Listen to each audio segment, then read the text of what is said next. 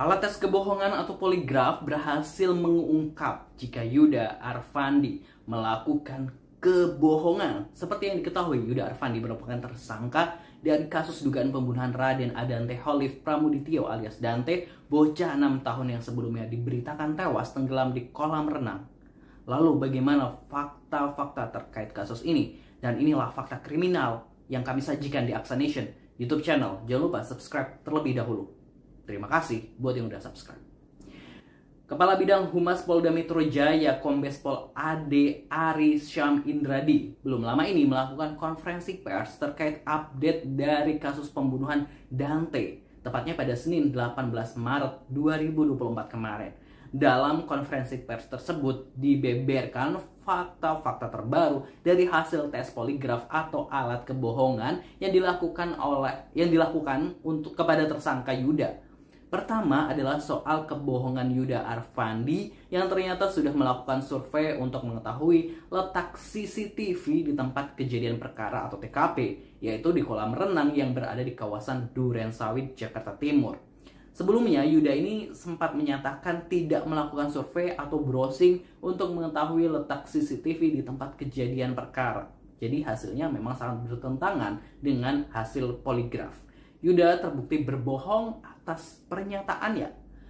Kedua yang berhasil terungkap adalah terkait dengan tindak kekerasan yang dilakukan kepada artis Tamara Tiasmara yang merupakan ibunda dari Dante yang menjadi kekasihnya. Ahli poligraf ini menyimpulkan bahwa Yuda ini berbohong ketika dimintai keterangan terkait hal tersebut. Dua hal ini menurut Ade Ari bisa digunakan untuk menjadi alat bukti bagi penyidik dalam proses kasus pembunuhan Dante. Positive people hasil tes poligraf ini bisa menjadi bukti kuat yang menunjukkan adanya kebohongan dari tersangka Yuda Arfandi dalam kasus yang menjeratnya.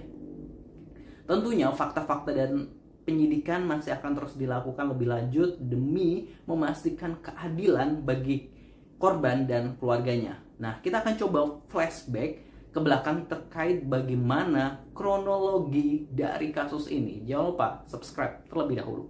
Senin 22 Januari 2024 yang lalu, Tamara Tiasmara bersama kekasihnya yaitu Yuda sempat melakukan survei lokasi ke kolam renang di kawasan Durensawit, Jakarta Timur.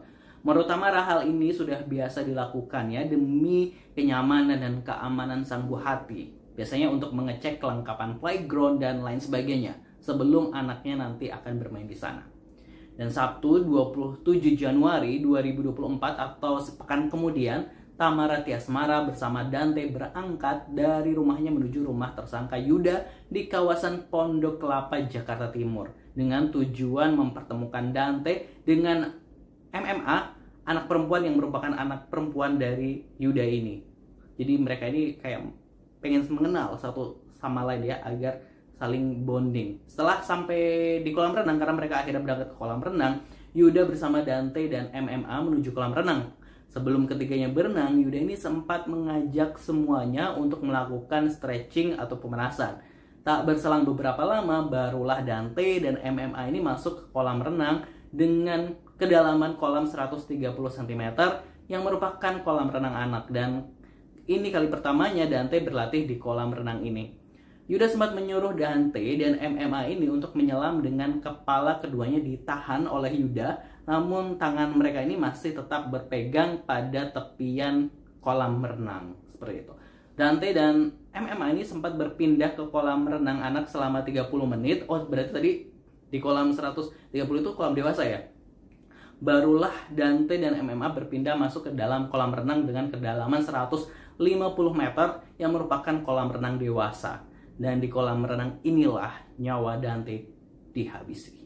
Dalam rekaman CCTV nampak tersangka Yuda ini membenamkan kepala korban ke dalam kolam sebanyak 12 kali dengan durasi waktu yang berbeda, di mana yang terakhir korban dibenamkan ke dalam kolam kepalanya ini selama kurang lebih durasi 54 detik. Korban ini sempat berusaha berenang ke tepian kolam, namun tersangka melakukan gerakan yang mencurigakan yang membuat korban tidak dapat meraih tepian kolam.